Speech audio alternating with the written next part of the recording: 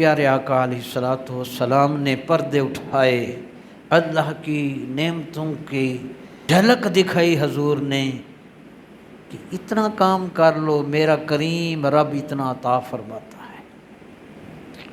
وہ میں آپ کو سنانا چاہتا ہوں۔ نبی رحمت سکون ملا، کہیں بھی خوشی ملی، سکون ملا، اور آپ کی زبان سے جملہ نکلا، الحمدللہ، تمام خوبیاں میرے اللہ کے لیے۔